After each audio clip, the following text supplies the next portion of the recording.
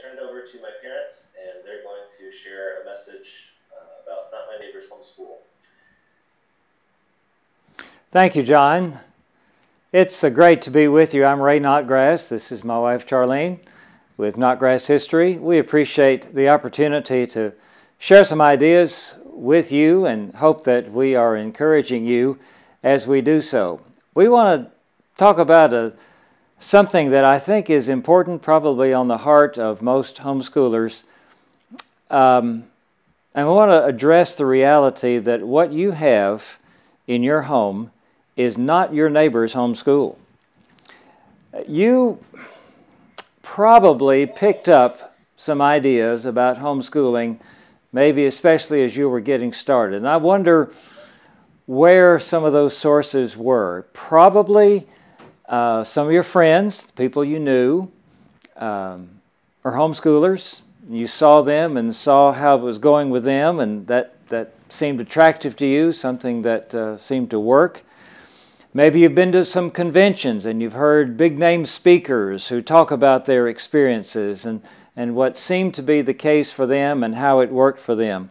Maybe you've read magazines or books or maybe online websites about homeschooling. And you might have had the thought, you know, these people have it together, but then there's me. I just don't know. I don't know if I can do this or not. It could be that one source for you is your impression of public schools, or maybe Christian schools. And those were sources that we looked at first and got some ideas from them. But stepping into homeschooling is a big step of faith. It's an unknown when you start out, and so you look for some way to get some feel, some way down this path, some map, some course that is charted out for you. Charlene, do you think of other sources that influenced you as we were starting homeschooling?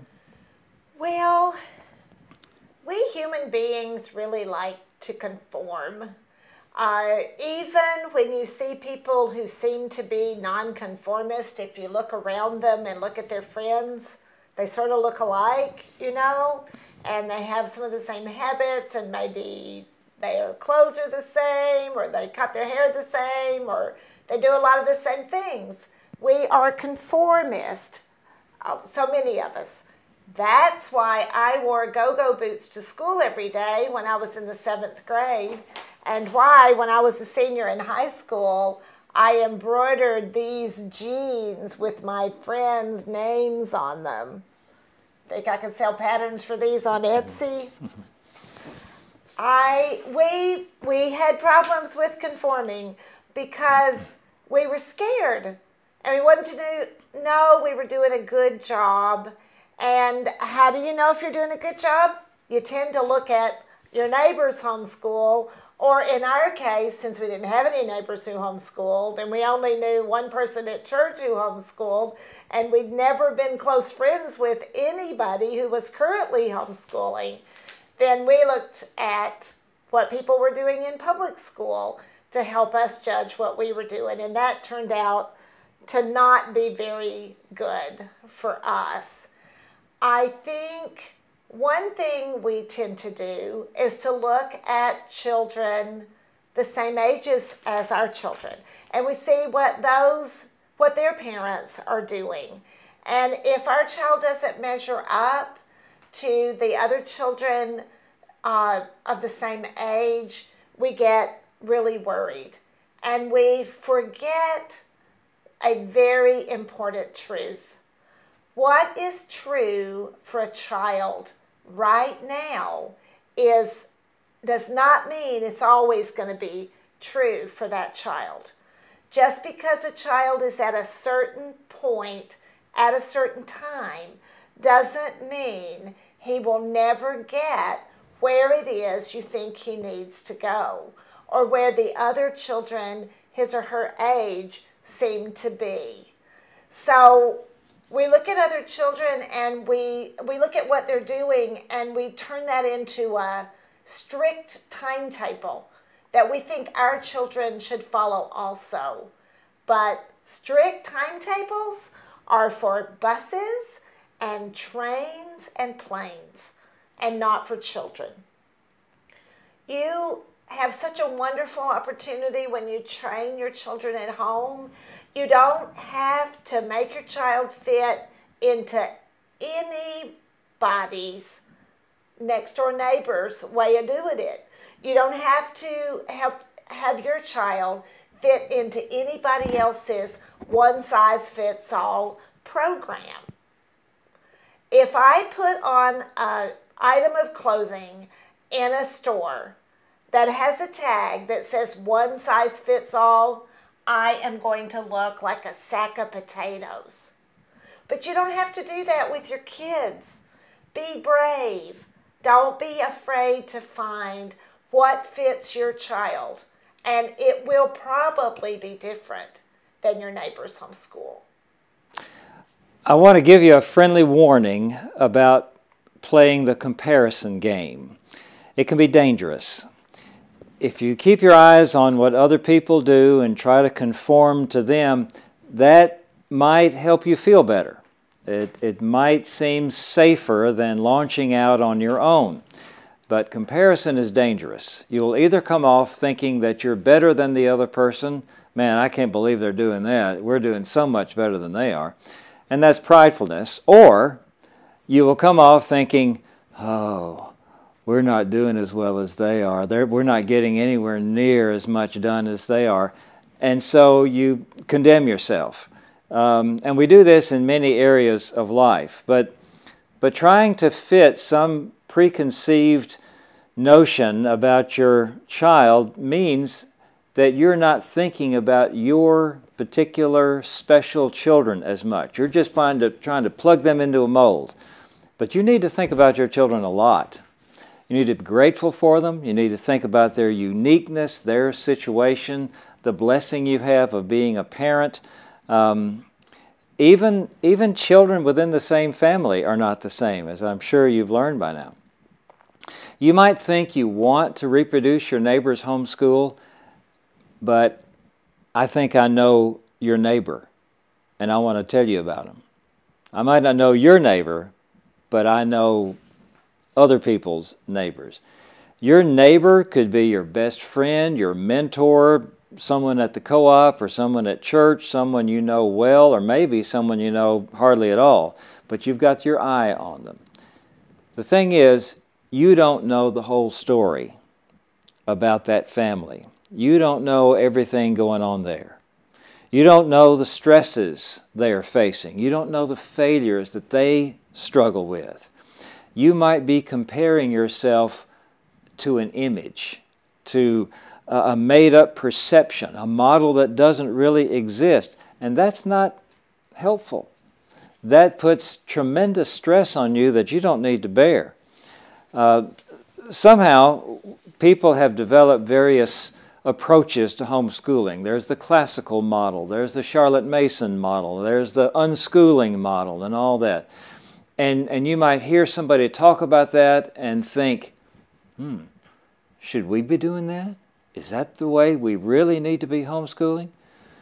Well, it might help, it might not. If you're brave enough to take on this homeschooling thing, you're brave enough to chart your own course.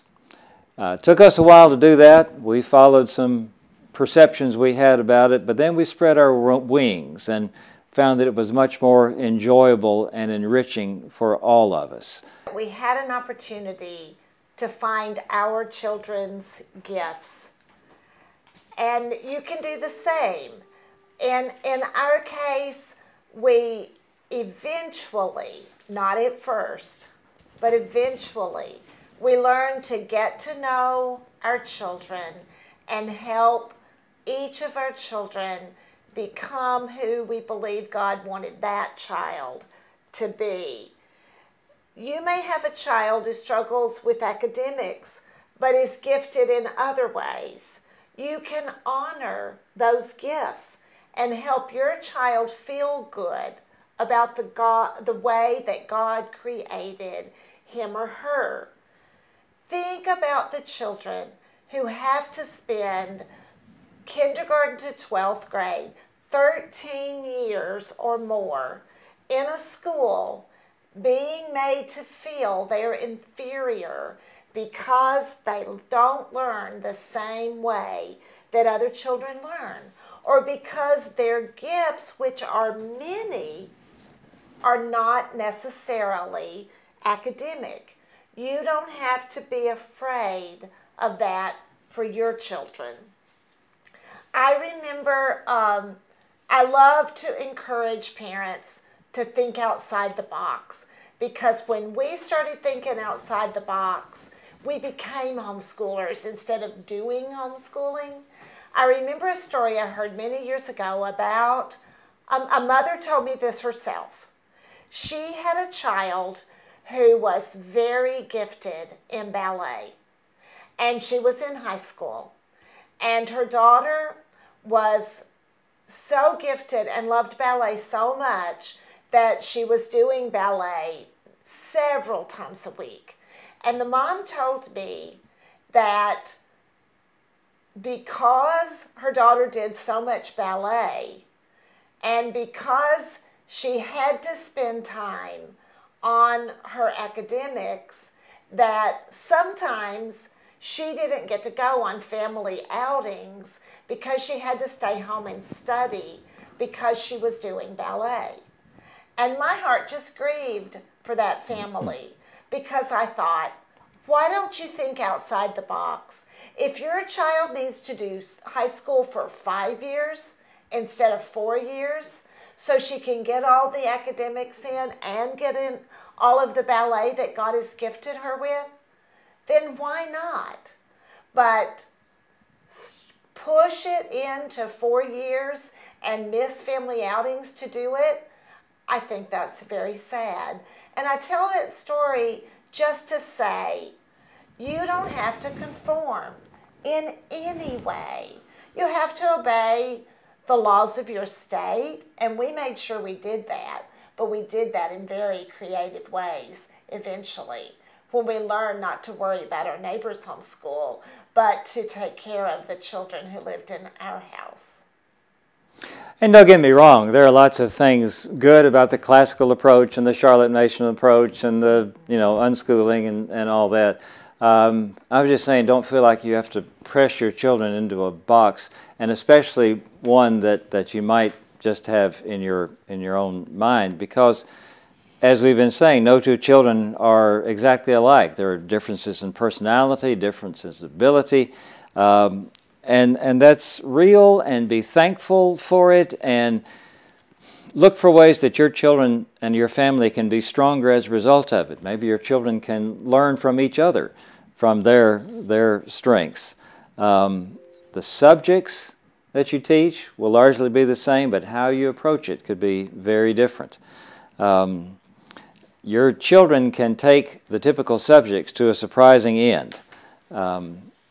Being able to do this, to conform the education to the child, is a great gift that we have in homeschooling. And I encourage you not to throw that away. Take full advantage of this opportunity to cherish your children's lives and hearts and minds, and encourage them in what God can help them to become. No two families have the same dynamics. Much is the same, much will be different. You won't have your neighbor's homeschool because you don't have your neighbor's family. And that's okay.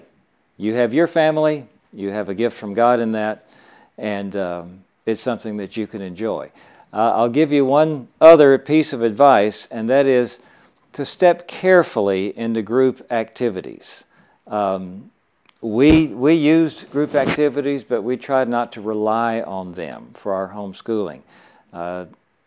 They are easier in one sense, but you give up your independence and the specialness of your family as something of a trade-off sometimes. So try to remember that you're training your children, the ones God gave you, and utilize the tools and the resources that you have for that. One thing about your neighbor's homeschool is that it is your neighbor's homeschool. Your homeschool is yours, And one of the most important things that you're doing when you're homeschooling is simply being with your children. We cherish the memories of our homeschooling days because we loved being with a family, with our family. Our family. We cherished our read aloud times, our watching old black and white movies together, our traveling together, our going on field trips together, our cooking supper together. All of those things were in our family. You get to be with your children by homeschooling. When a child makes a discovery about clouds or insects or a biblical truth, you are there. When your daughter draws a picture that she really likes, you get to share her pleasure. When your son builds a Lego castle, you get to tell him that it's amazing.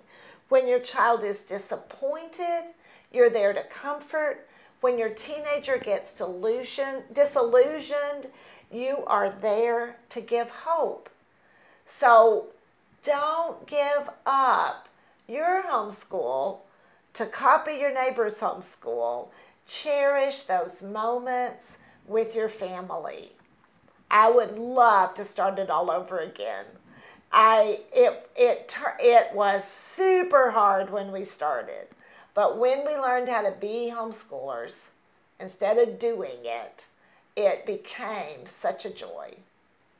Let me encourage you to go beyond finding models and find fellow pilgrims who will support you on the way. Find people who will lift you up and not tear you down.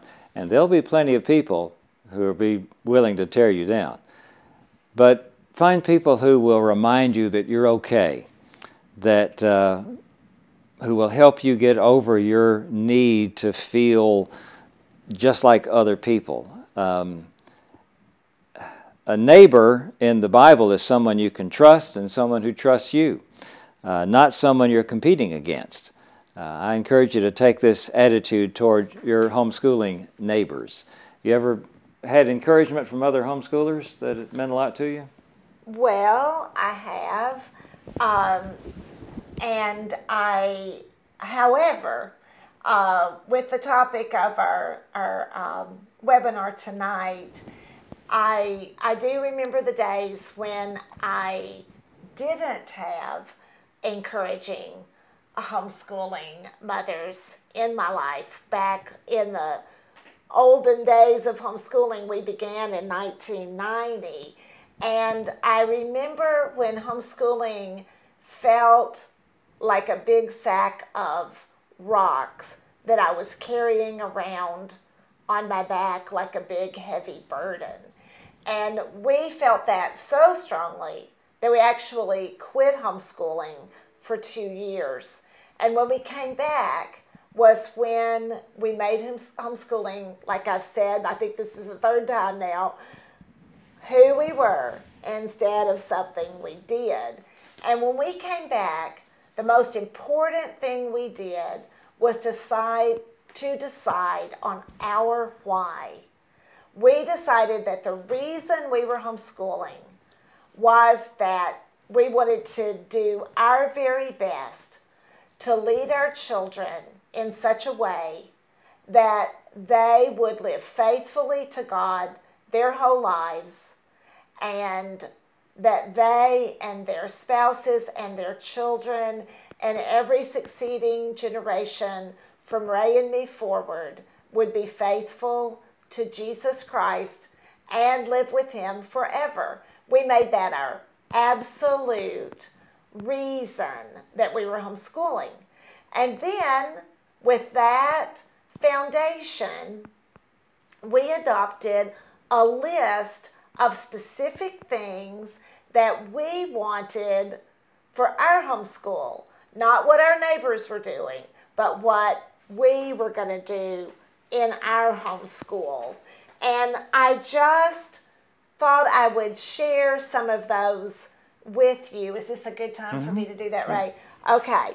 For us, it became important, and I have them written down here because I can't just rattle them all off, but I wrote these down in 1994 when we came back to homeschooling after our 2 years in the wilderness, and this is what we wanted for our kids.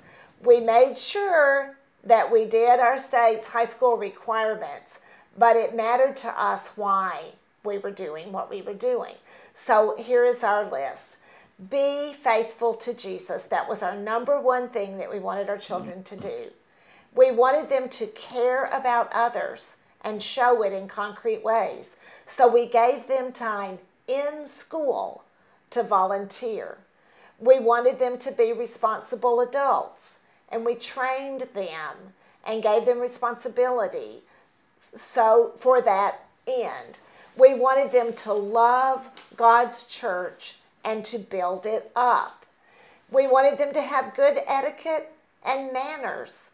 We were training people to live in this world after they left our home. We wanted our children to help others know Jesus, so we gave them opportunities for mission trips and to teach Bible classes at our church. We wanted them to know how to have fun, because you can give your children the most perfect academic education, but if they don't know how to enjoy their lives, then I would be very sad if I succeeded in the academics, but my children didn't know how to have a great time. We spent time playing games, playing charades, playing Tickle Monster. Remember Tickle Monster, Ray? We wanted our children to have good character. We wanted them to learn as a lifestyle. Learn because they wanted to, not learn because they were being forced to learn.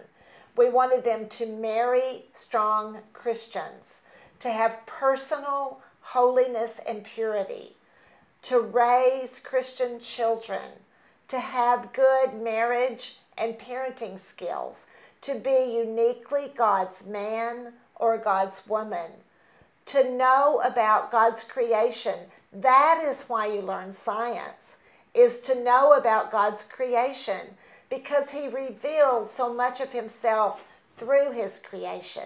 We wanted them to learn about other cultures of the world, to know history, to love reading.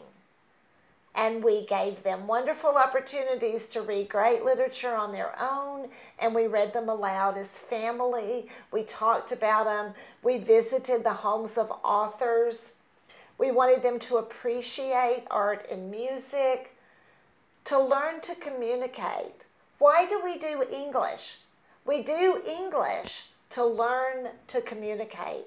We wanted our children to be interesting, to take good care of their bodies, to learn the math they needed to know. The math they needed to know. We met their requirements, but one of our children loved math, wanted to go all the way through advanced math, your calculus, and all of that. And so that was the math that that child needed to know. But we had other children who met the requirements of college preparation, but they didn't do any math extra than that because that was not where their interest was. And as it's turned out, in their adulthood, that turned out to be just right for our kids. So we just believe that one key to not recreating your neighbor's homeschool is to know what you want to train your children in. Proverbs is so clear that it is a father and mother's teaching that will go with the child the rest of their lives. Their mothers and fathers' teachings will talk to them and guide them the rest of their lives. And so we have this wonderful opportunity and this great responsibility to do that. And now Ray and I are going to do something that we think is fun, and we hope you do too. We're going to sing you a song of encouragement that will help you break out of looking at your neighbor's homeschool and have your own homeschool. We have to look at the words because we haven't sung this in a long time. This was just a last minute thought not long before the webinar started, so I hope you enjoy it. I'll give a pitch and then we go. I've been working on our homeschool all the night and day. I've been working on my homeschool so my kids can get an A. Can't you smell my breakfast burning, 'cause I'm grading so early in the morn? Can't you hear my stomach churning? Can I get it done? Johnny, don't you know? Johnny, don't you know? Johnny, don't you know your ABCs? Susie, won't you do? Susie, won't you do? Susie, won't you do your math? Something in the laundry is stinky, but it's time to go to co-op. Little Benny's lost in Binky. In the van and off we go, and I say fee, fi, fiddly-I-O. I forgot to charge my phone. Fee, fi, fiddly-I-O. Find my keys and then we'll go. We've been working on our homeschool, 'cause our kids we love. We've been working on our homeschool to serve the God we love. Gladly will we shelter their hearts so they grow up faithful, true, and strong. We will teach them how to live well, to do right and not do wrong. God is on our side, God is on our side, God is on our side always. We will serve the Lord, we will serve the Lord, we will serve the Lord always. Mom and Dad will always be there for you. This is something you can always know. We will help you use your talents so your light will always show. And I say teach them while you're on the way, when they go to bed and when they rise. Keep Christ always as your goal. Keep Him always as your guide. There you are, folks. It doesn't get any better than that. So, John, do we have anything else tonight, or any questions or anything? Any requests for any further songs or anything? I'm not counting on that. Yeah, feel free if you have any questions to type them in, and we'll be wrapping up soon. Thank you, Dad and Mom, for sharing that. And I am thankful for the teaching and opportunities you gave me being homeschooled, and I'm thankful that I get to give great opportunities to my sons, and you taught me how to travel, and you taught me how to be interested in pursuing and learning about different things, and you taught me how to seek what's most important in life, and I'm trying to pass that on to my sons too, so thank you for that. Thank you, John. Thanks, John. All right, thank you everyone for being with us. Feel free to reach out to us through our website. You can email, text, or call us, and somebody on our team will be glad to help you answer any questions you have. We'll try to encourage you. My mom, Charlene, publishes a blog for homeschooling mothers Monday through Friday. You can find a link on our website to that. We also have a community for homeschool moms where you can connect with other moms around the country and share your questions and ideas and experiences and get support from other moms. And please connect with the resources available from the Washington Homeschool Organization. And I know they're ready to serve you and help you with your questions about homeschooling in Washington State. Let's see, Jana has a couple questions. We'll respond to you. Jana, I'll connect with you.